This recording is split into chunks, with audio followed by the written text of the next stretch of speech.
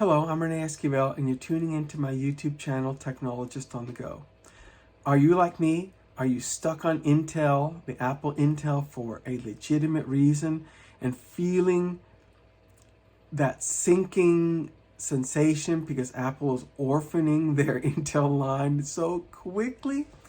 Well, in my case, getting the iPad 11 M1 made a lot of sense, particularly because they have become so laptopized that it can handle better than 80% of my laptop functions. And that gives me all the benefits of the M1 architecture. Well, I can still retain my Intel MacBook for those occasions where I absolutely need it, and I do in my line of work. It's a recurring thing. So let's get right into it and you'll see. My primary computer, as I work out in the field 100% of the time, is my 2019 MacBook Pro. Obviously, that's an Intel, as Apple didn't begin offering the silicone until 2020, and that was on the Mac Minis. They still offered Intel-based model, final model that same year. Now, the reason why it is still essential for me to have an Intel-based computer is because there's software that I do need to run for work assignments that is strictly Intel-based, and while that might be compatible on the ARM side, might is not good enough when you're entering a business. And therein, the primary app I need is Parallels Desktop. And you can say, well, there is Parallels Desktop on the silicone, and that is true, but that is a real virtual machine. Whereas here on the Intel side, it's actually running in its own partition. It's natively accessing the RAM, the processor, the storage, and this is, I use Parallels strictly when I want to be running it concurrently with Mac OS, because I could do the three-finger swipe and I'm on a Mac side, and then three-finger swipe and I'm back in the Parallel side. There's applications that I run on this system here that are absolutely essential. That'd be embarrassing. Let's see here. IP Office is one of the critical applications if I need to connect my laptop to an Avaya IP500 voice over IP system. This is the software I would use to interface. 40 Explorer, so I can access the array of equipment by Fortinet. These are applications that I can't trust to a compatibility module. I have to know.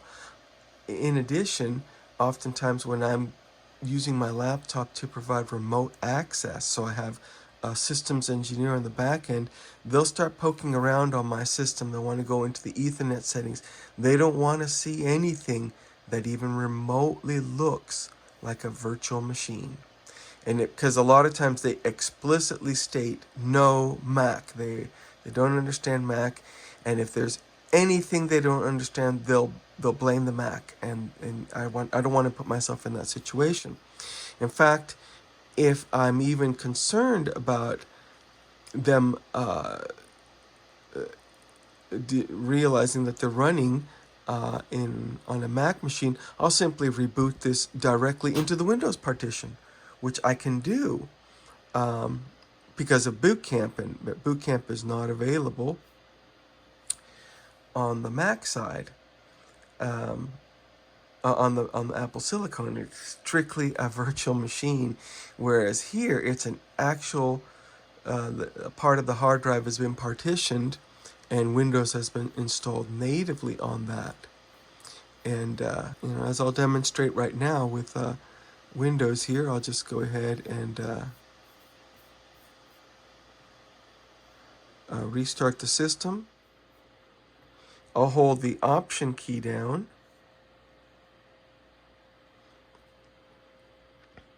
And that will bring up the bootloader and let me select the drive or partition that I want to boot from. Okay, you see there? And in this case, now I'll choose Windows.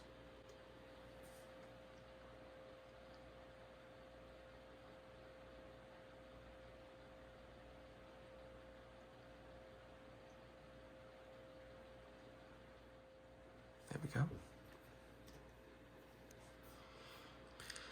And at this point, it's all Windows. Totally Windows. Rather than connecting to the internet through a network bridge between parallels, I'm actually got my Wi-Fi connected. Sometimes the engineers that I work with get real nosy and they want to look at things like that, and so I simply will tell them I need to reboot the system, and I reboot the system and come back up here onto the Windows side, and everybody's happy. Yeah, everybody's happy. But that does create an issue for me in terms of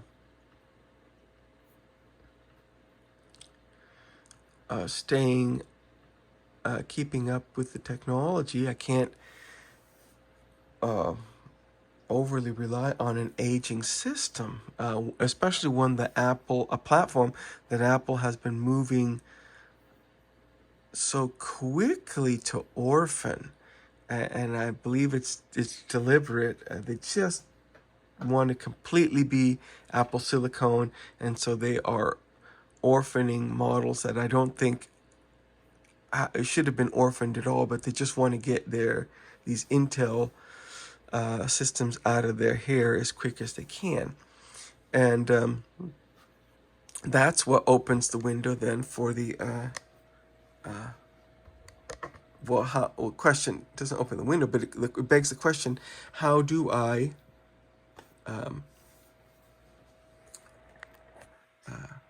what do I do? And that's where, in terms of taking advantage of this newer technology, and that's where the Mac Mini M1 is so useful, because I'll disconnect this adapter for the moment. Is because it takes iPads to the next level. In the past, iPads were more and more becoming smaller versions of laptops. They were being laptopized, but there were still significant differences. I had prior to this iPad Pro 11-inch M1 2021 model, I had an iPad Pro 2017 10.5-inch model. And with the protective case by Zag that had a built-in keyboard, I got about 65% of the functionality of a laptop. And I used it a lot for my note-taking, but little else beyond that. Note-taking and getting work orders signed off, obviously because of the pencil. It had a Apple pencil, first generation. But now, with the iPad M1 architecture, as you can see here from the cloud gaming icon, which I've done for videos to highlight the capability of the silicone and GeForce Now, and particularly with the new feature for the iPad to support an external display, that makes the iPad be about 75, maybe 80% of the functionality of a laptop. And for my purposes, it would be over 90% if it was that iMovie, which is iMovie and Keynote weren't operating on these crippled iPad OS versions that I could at least tolerate when it was that it was, you know, vastly different from the iPad from the laptops. But right now they're running the same architecture, and obviously there's differences. This is a thinner, sleeker model, and the iPad and the MacBooks have a lot more internals. But really, what would be the purpose of crippling an application like that and limiting, as you were limiting how many transitions you can have, limiting how many titles you can use, uh, literally making the process of adding a video to a timeline and editing it uh, inferior and restricted compared to how it is on the full version that's on the laptops. What would be the purpose in doing that? Uh, is it to not make these so useful that you don't buy the MacBook? That's hardly going to be the case. But it should be getting people into the ecosystem and not restricting them. But even now, let's see, I have this device here that I obtained. It's a Thunderbolt 3, somewhat of a docking station. I don't use it, I got it to use on my Mac Mini M1, but I only use it sparingly there because it's not a power device, and there's another issue there that I'll be addressing in another video, and that's in regards to the power and current that external devices draw and how they can put that Mac Mini M1 at risk. And leaving a device like this connected is appearing to be a risk that I would not have thought it to be. But here it's got HDMI and DisplayPort and USB type A and an Ethernet. So it's very functional, and I can connect my iPad to that, and then go to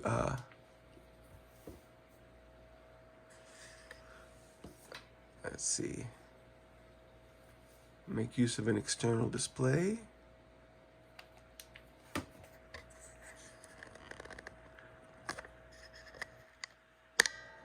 Which you can now see there. Bringing up the 40-inch screen or 46-inch screen I have in my lab, and it is truly operating in extended mode.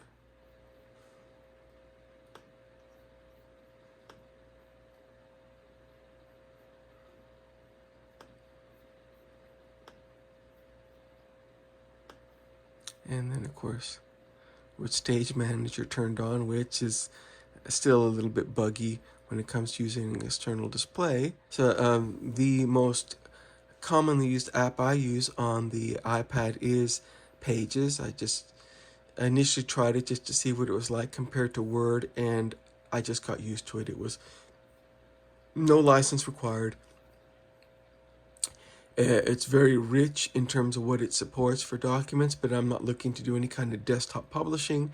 I simply use it to take notes while I'm on my job sites. Another app that's important to me is PDF Expert.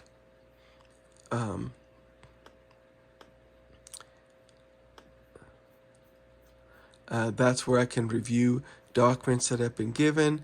That's where I can go to get signatures on work orders. Lets me edit PDF files and create and edit.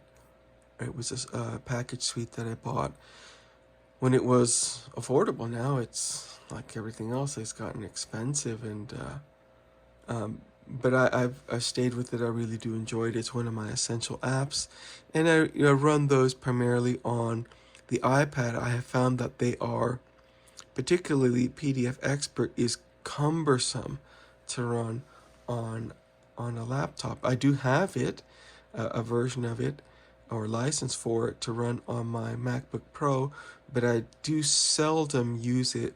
Mainly it's for those rare occasions when I have forgotten my iPad at home, and then I use that uh, the laptop version. But it's cumbersome. It's so much easier to edit PDF files on the iPad. That's where really an area where they shine, and it's partly the smaller screen, but it's the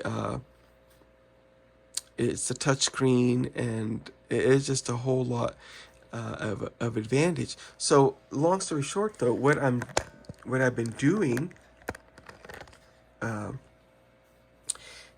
is offloading my laptop tasks onto my iPad when it is that makes sense. And that's almost everything, including now using the external display. And I don't have to use this little Elgato Thunderbolt port expander. I have USB-C to HDMI, USB-C to DisplayPort, USB-C to VGA, USB-C to Ethernet, and I can connect those here. So now I can perform many of those functions with the iPad, particularly because even though this runs iPad OS, it's how really is it different from Mac OS? I mean, I've already shown, and it's a feature that you can install iPad apps natively on an Apple Silicon laptop, or I do that with my Mac Mini. So how is that possible if it isn't that really it's the same operating system and you slap in a different name on it? And so now I can connect this to a network switch or router, configure an IP address or an wireless access point. All tasks that I would do with my laptop, I can now do with the iPad, and yet take advantage of the excellent battery life that this has. And when it is that it's absolutely necessary to use a laptop, that's when I can, and that's typically accessing Windows and giving remote support, well then I can do that at that time on the laptop. And let the back-end system engineers play in the sandbox to which they are comfortable. But I don't have to be limiting myself in terms of any of these fine advantages as I would have, unfortunately, if I were to get a silicone-based Apple laptop. I'd love it for the whole day long until I need Windows, and that would become a problem at that point, and a recurring one in my line of work. Okay, so you see how the Apple iPad M1 has really gone a long way to assuaging the concerns I had about being on a syncing platform, which is the Apple Intel. Please post any questions you have. I'll be quite open about anything I'm doing.